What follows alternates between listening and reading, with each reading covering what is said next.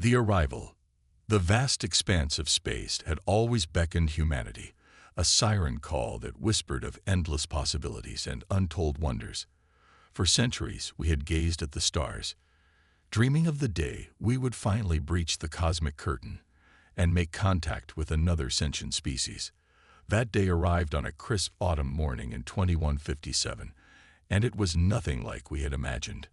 Dr. Elena Rodriguez stood at the helm of the United Earth Space Command's flagship, the UES Horizon, her dark eyes fixed on the looming alien vessel that dwarfed their own.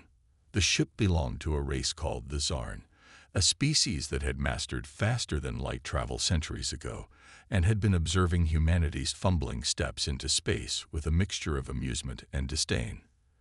"They're hailing us, Doctor," Lieutenant Zhang announced, his voice tinged with a mixture of excitement and apprehension. Elena took a deep breath, smoothing down her uniform. "On screen," she commanded, her voice steady despite the butterflies in her stomach. The view screen flickered to life, revealing a being that looked like a cross between a praying mantis and a tree. The Zarn representative, who introduced itself as High Arbiter Xylos, towered over the human crew, its iridescent exoskeleton gleaming under the ship's lights. "Greetings, humans," Xylos chittered, its mandibles clicking in what Elena assumed was amusement. "We have long awaited this moment. Your species has finally managed to crawl out of its cosmic cradle." Elena bristled at the condescending tone, but maintained her composure. "We are honored to make your acquaintance, High Arbiter Xylos. Humanity extends its hand in friendship and looks forward to peaceful cooperation between our species."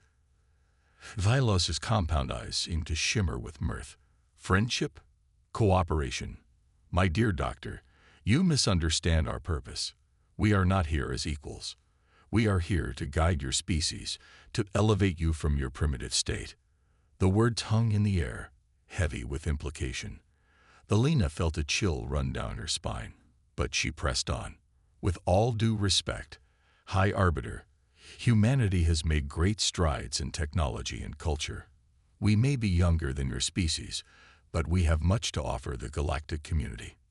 Xylos made a sound that might have been laughter. "Oh, you have much to learn, little humans. Your technology is quaint. Your culture barely evolved beyond tribal squabbles. But what truly amuses us is your reliance on such feeble flora." The view screen split, showing images of Earth's lush forests, vibrant flowers, and sprawling croplands. "These plants you so cherish are weak, inefficient. They require constant care, are susceptible to disease, and take far too long to grow. Our biotechnology has long surpassed the need for such primitive life forms."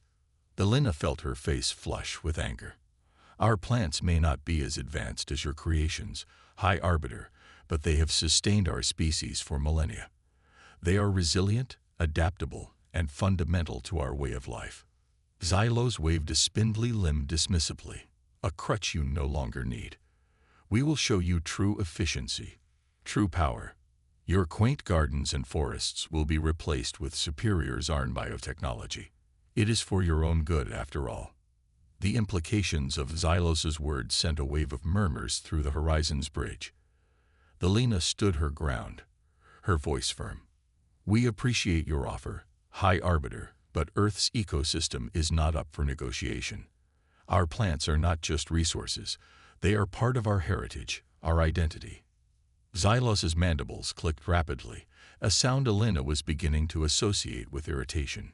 "You cling to obsolescence out of sentiment. This is why your species needs guidance. No matter. You will learn, in time, the superiority of Zarn ways." As the transmission ended, Elena turned to her crew, her mind racing. The Zarn's dismissal of Earth's flora felt like more than just alien arrogance. It was a fundamental misunderstanding of what made humanity resilient, adaptable, and strong. "Lieutenant Zhang," she said, her voice low but determined, "contact Earth. We need to speak with the Botanical Sciences Division immediately." As the Horizon prepared to return to Earth, Elena couldn't shake the feeling that this first contact was the beginning of a conflict that would shake the future of both species. The Zarn had underestimated humanity and the very plants that had nurtured their civilization. It was time to show them just how wrong they were. Little did the Zarn know, their dismissal of Earth's feeble flora would be the catalyst for a series of events that would reshape the galaxy and prove once and for all that humanity and its plant allies were a force to be reckoned with. The challenge. The news of humanity's encounter with the Zarn spread like wildfire across Earth. Dr. Elena Rodriguez found herself at the center of a storm of scientific and political debate.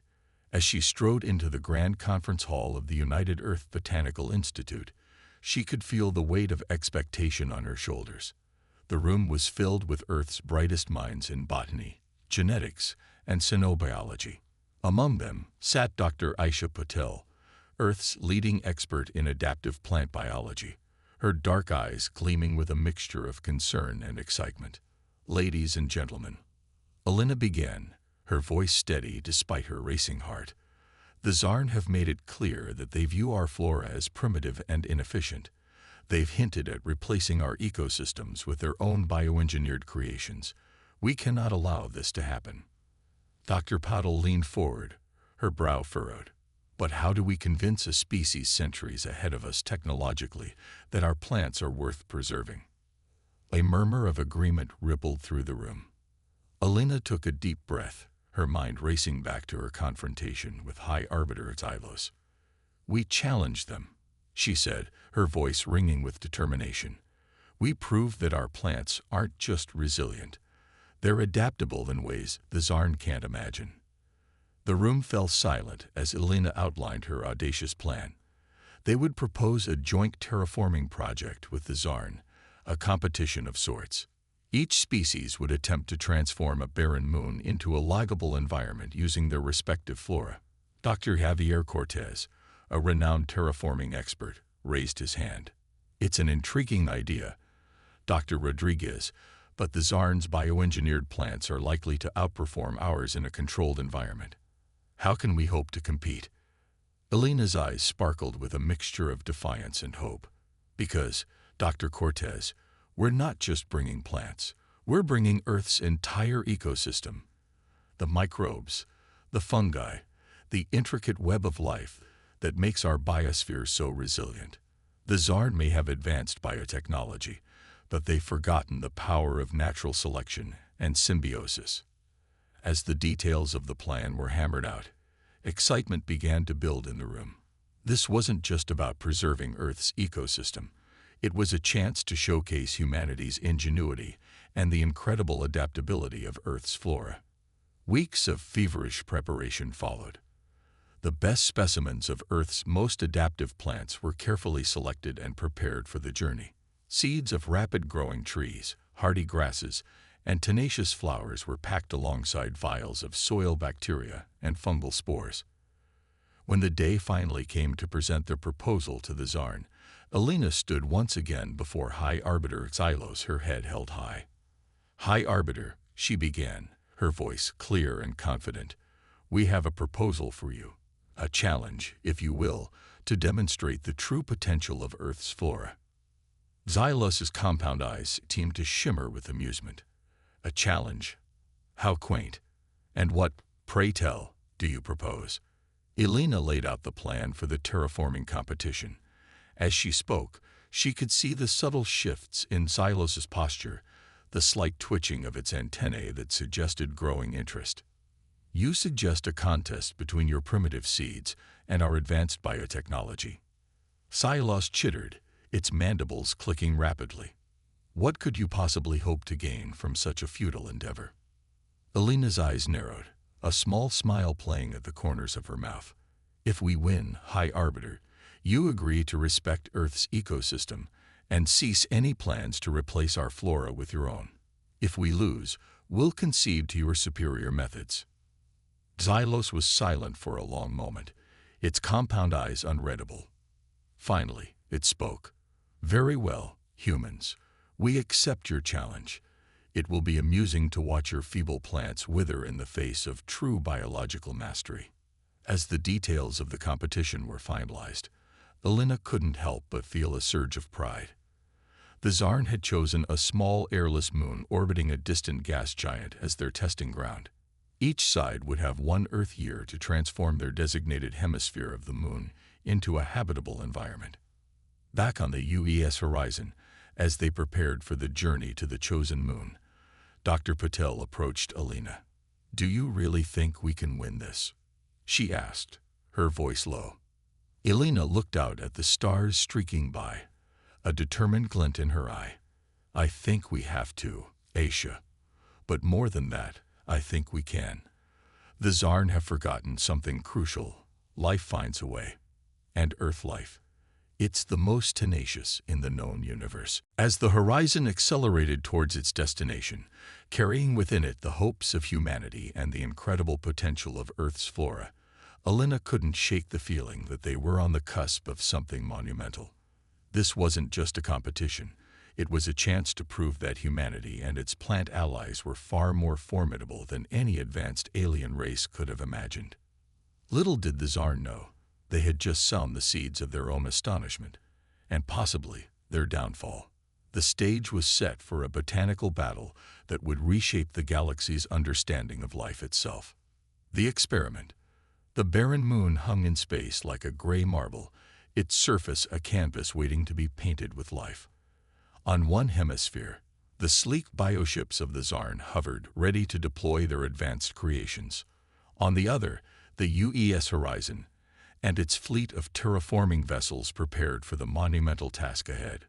Dr. Elena Rodriguez stood in the horizon's observation deck, her eyes fixed on the lifeless expanse below. Beside her, Dr. Aisha Patel double-checked the seals on her exosuit. "Ready to make history?" Elena asked, a mixture of excitement and nervousness in her voice. Aisha nodded, her eyes bright behind her helmet visor. "Let's show these aliens what Earth life can really do." The first phase of the experiment began with atmosphere generation. The Zarn deployed massive atmospheric processors, quickly enveloping their hemisphere in a breathable mix of gases. The human team, led by Dr. Javier Cortez, took a different approach. "We're releasing a specially engineered strain of cyanobacteria," Javier explained as the team watched clouds of microscopic life billowing from their vessels. "They'll begin the process of oxygen production naturally, just as they did on Earth billions of years ago." Days turned into weeks, and the moon's barren surface began to change. On the Zarn side, perfectly geometrical patterns of greenery appeared, each plant precisely engineered and placed. It was a marvel of efficiency and control. The human side, however, was a chaotic explosion of life. The cyanobacteria had taken hold faster than anyone expected, creating pockets of breathable atmosphere. In these pockets, the team began planting their carefully selected Earth species. "Look at this," Aisha exclaimed one day, holding up a sample of moon dust. "Our lichens are already breaking down the regolith, creating the first hints of soil." Elena marveled at the sample. "They're adapting to the low-gravity environment. The cellular structures are different from Earth lichens." As the weeks turned into months, the differences between the two approaches became stark. The Zarn's half of the moon was a perfectly manicured garden, each plant growing exactly as designed, creating a uniform green cover. The human side, in contrast, was a riot of diversity.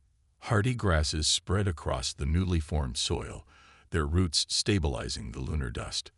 Fast-growing trees stretched towards the stars, their leaves already beginning to change shape to maximize the capture of the distant sun's light. But it wasn't just the plants that were thriving. The team discovered that the vials of soil bacteria and fungal spores they had brought were creating complex networks in the developing soil, mimicking Earth's microbiome. "It's incredible," Dr. Cortez said, analyzing the data. "Our plants are adapting and evolving at an accelerated rate. The low gravity, increased radiation, they're using these challenges as opportunities." 6 months into the experiment, both sides had achieved breathable atmospheres and basic vegetation cover. But while the Zarn's creation was static, the Earth ecosystem was dynamic, constantly changing and adapting. The turning point came in the 7th month. A massive solar flare from the system's star bathed the moon in intense radiation. The Zarn's engineered plants, designed for specific conditions, began to wither under the onslaught. But the Earth plants, they thrived. "Look at this," Aisha cried out, her voice filled with awe. She pointed to a cluster of flowers that had been plain white the day before. Now, they sported deep purple petals. "They've developed natural sunscreen," Elena realized, her eyes wide. The radiation triggered the production of anthocyanins to protect them. As the Zarn scrambled to salvage their dying ecosystem, the Earth side of the moon exploded with new life. Plants that had been struggling suddenly found their niche in the changed environment. Seeds that had lain dormant sprouted, taking advantage of the gaps left by plants that couldn't adapt. By the 9th month, the difference was undeniable. The Zarn's hemisphere was a patchwork of struggling vegetation and barren spots where their plants had failed. The Earth hemisphere was a thriving, diverse ecosystem that looked more alien and more alive than anyone could have imagined. High Arbiter Xylos itself came to inspect the progress, its compound eyes reflecting the riot of colors and shapes that now covered the human side of the moon. "Impossible," it chittered, mandibles clicking rapidly in agitation. "How can such primitive life forms adapt so quickly?" Elena stood tall, pride evident in her stance. "This is the power of natural selection, High Arbiter. Our plants aren't just surviving. They're evolving, creating a self-sustaining ecosystem that can handle whatever this moon throws at it." As they walked through the newly formed forests and meadows, Xylos's agitation grew. "But this is chaos. There's no order, no control." "On the contrary," Aisha interjected, her voice firm. "This is the highest form of order. Each plant, each microbe is finding its place in the ecosystem. They're working together in ways we're only beginning to understand." The experiment had proven more than just the resilience of Earth's flora. It had demonstrated the incredible adaptability of life itself, the power of diversity and natural selection over engineered perfection. As Elena looked out over the thriving lunar landscape, she couldn't help but smile. They had done more than win a competition. They had opened up new possibilities for space exploration and colonization. Earth life, in all its chaotic, beautiful complexity, was ready to spread to the stars. But even as they celebrated their victory, Elena couldn't shake a niggling worry. The Zarn's agitation at their failure was palpable. How would this technologically superior race react to being so thoroughly outperformed by the primitive humans and their feeble plants? Little did they know, the seeds of change they had planted on this small moon were about to grow into something far beyond their control, reshaping the galaxy in ways no one could have predicted. The spread. The success of the terraforming experiment on the moon should have been a moment of triumph for humanity. Instead, it marked the beginning of a crisis that would shake the foundations of the galaxy. Dr. Elena Rodriguez stood in the command center of the UES horizon, her face illuminated by the glow of multiple holographic displays. Each screen showed a different planet or moon in the Zarn system, and on each, a familiar pattern was emerging. Patches of green spreading across formerly barren surfaces. "It's happening everywhere," Dr. Aisha Patel said, her voice a mixture of awe and concern. "Our plants, they're spreading beyond the test site." Elena zoomed in on one of the displays, showing a gas giant's moon. Tendrils of vegetation were creeping across its icy surface, melting the frozen methane and creating pockets of Earth-like atmosphere. "How is this possible? We never seeded these worlds." Dr. Javier Cortez cleared his throat, looking both excited and nervous. "It's the solar winds. Remember those adaptive flowers that developed radiation resistance? Their pollen is incredibly lightweight and durable. The system's stellar winds are carrying it to other planets and moons." As if to underscore his point, another alert pinged on the display. A new world, this one a rocky planet on the outer edges of the system, was showing the first signs of Earth vegetation taking root. "This is unprecedented," Elena murmured, her mind racing with the implications. Our plants aren't just surviving on these alien worlds, they're terraforming them. The door to the command center hissed open, and a junior officer rushed in, his face pale. "Dr. Rodriguez, we're receiving an urgent transmission from the Zarn High Command. They're demanding we halt the spread immediately." The main screen flickered to life, revealing the agitated form of High Arbiter Xylos. Its exoskeleton seemed duller than usual, its movements erratic. "What have you done, humans?" It chittered, mandibles clicking furiously. "Your chaotic life forms are infesting our worlds." Elena stepped forward, keeping her voice calm despite the gravity of the situation. "High Arbiter, I assure you this was unintended. We're as surprised as you are by the spread." "Unintended?" Xylos's compound eyes flashed with what Elena could only interpret as fury. "Your primitive flora is disrupting centuries of careful ecological engineering. It must be stopped." As Stylos ranted, Elena noticed something in the background of the transmission. A patch of vibrant green visible through a window, standing out starkly against the meticulously ordered Zarn architecture. "High Arbiter," Elena said carefully, "are Earth plants growing on your homeworld as well?" Silo's agitation reached a fever pitch. "They're everywhere. In our cities, our forests, our oceans. They're outcompeting our perfectly designed ecosystems. Nothing we do seems to stop them." The transmission cut off abruptly, leaving the human team in stunned silence. Elena turned to her colleagues, her mind racing. "We need to understand the full scope of this spread. And fast." Over the next few weeks, reports flooded in from across the Zarn system. Earth plants were adapting at an unprecedented rate, thriving in environments that should have been lethal.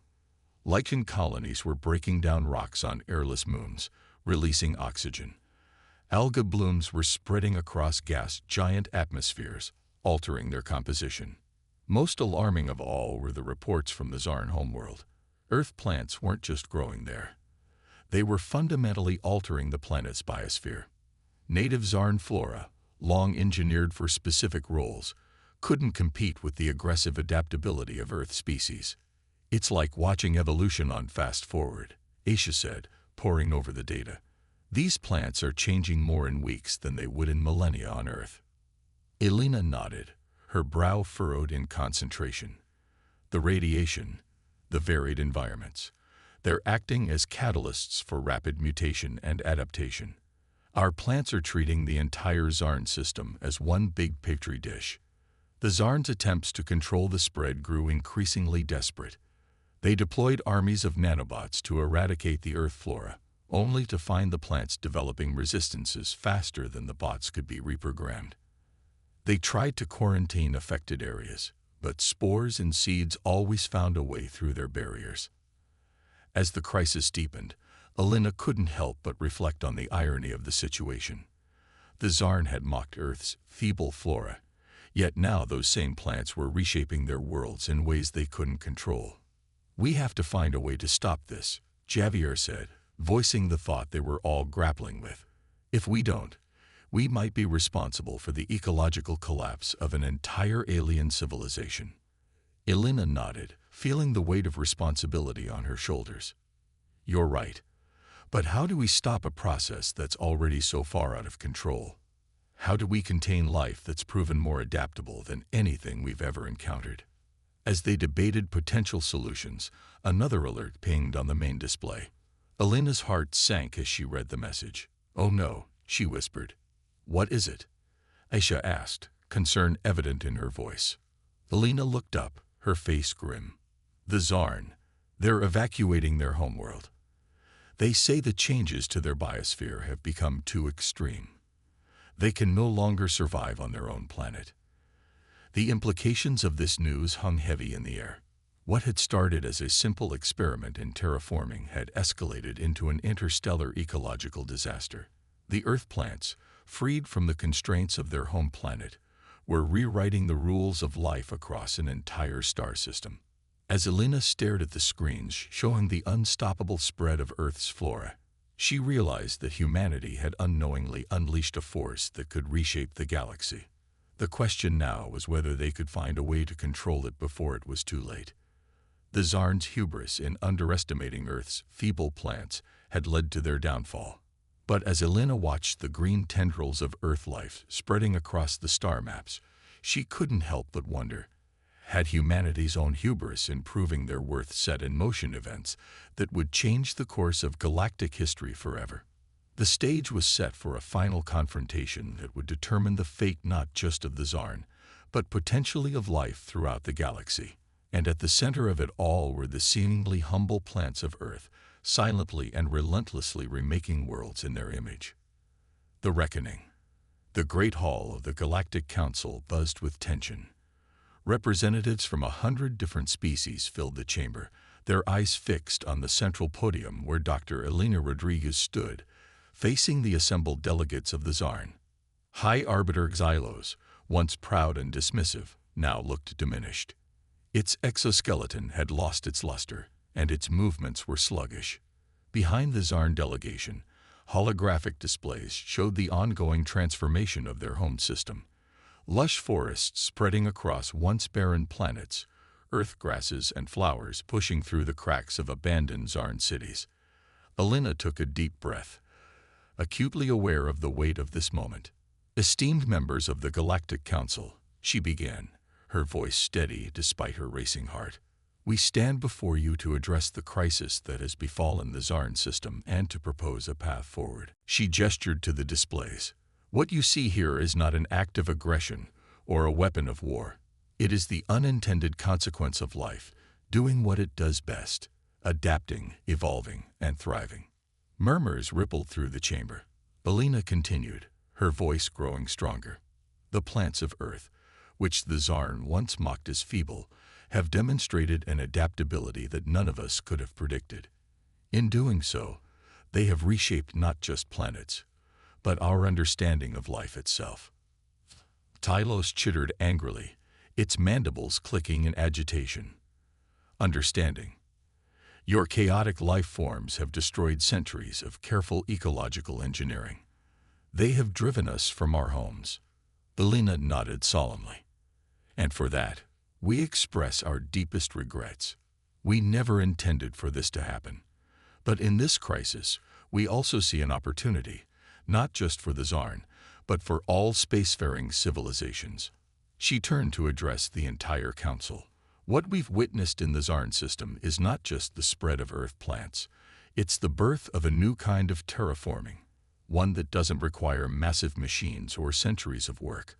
Earth's ecosystem, in all its messy, chaotic complexity, has proven to be the most effective terraforming engine the galaxy has ever seen." Holographic images flickered to life around Elena, showing time-lapse footage of barren moons transforming into lush, habitable worlds in a matter of months. The assembled delegates gasped in awe. "We propose a new path forward," Elena continued, "one where we work with the adaptability of life, rather than trying to control every aspect of it. The Zarn system, rather than being lost, could become a laboratory for a new era of galactic exploration and colonization." She turned back to the Zarn delegation. "High Arbiter Xylos, we offer our full cooperation in finding ways for your people to adapt to these new environments.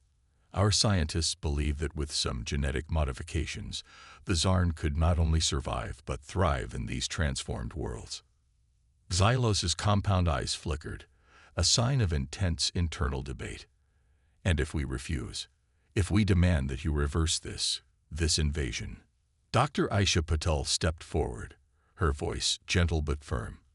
"With all due respect, High Arbiter, we don't believe that's possible.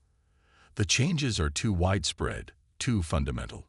Trying to reverse them would likely cause even more ecological damage." Elena nodded in agreement. "The genie is out of the bottle, so to speak. But this doesn't have to be the end of the Zarn civilization. It can be a new beginning, not just for you, but for all of us." As if to underscore her point, another alert pinged on the holographic displays. Dr. Javier Cortez, monitoring from the UES horizon, appeared on screen. "Elena, you need to see this. We're detecting Earth plant signatures outside the Zarn system.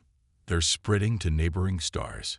The council chamber erupted in a cacophony of shocked exclamations and urgent discussions. Alina raised her hands, calling for calm. This is no longer just about the Zarn or humanity. This is about the future of life in our galaxy. She turned to address the entire council once more.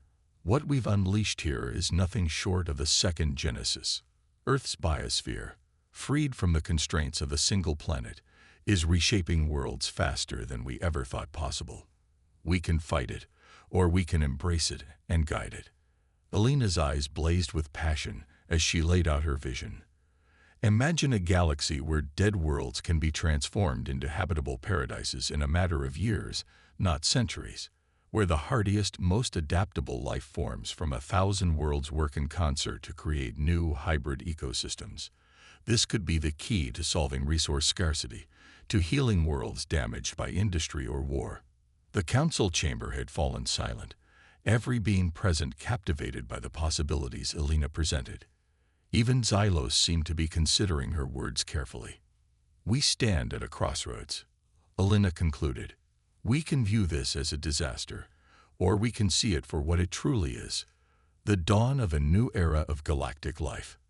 The choice is ours. As the council erupted into debate, Alina stepped back, her heart pounding. She caught Aisha's eye, and they shared a moment of understanding. Whatever happened next, the galaxy would never be the same. In the months and years that followed, the predictions Alina had made in that council chamber came to pass. The spread of Earth's adaptive ecosystem became known as the Green Wave, transforming dead worlds into vibrant, living planets across the galaxy. The Zarn, after much deliberation, chose to embrace the change. With the help of human geneticists, they began to adapt to their new wild homeworlds. In time, they became the galaxy's foremost experts in adaptive ecology, their rigid engineering mindset evolving into a more fluid, holistic approach to shaping environments. Humanity, once dismissed as primitive by the galactic community, found itself at the forefront of a new age of exploration and colonization. Earth plants became the most valuable commodity in the galaxy, with seeds and spores treated like precious gems. And Alina, she spent the rest of her life traveling the stars, studying the new hybrid ecosystems sprouting up on countless worlds. Each planet was a new adventure, a new combination of Earth's adaptive power and alien environments. As she stood on a cliff overlooking a vast forest on a world that had been barren rock just a year before, Alina couldn't help but smile. The Zarn had mocked Earth's feeble flora, but in the end, it was that very flora that had reshaped the galaxy. Life, in all its chaotic, beautiful complexity, had found a way, and the universe would never be the same again.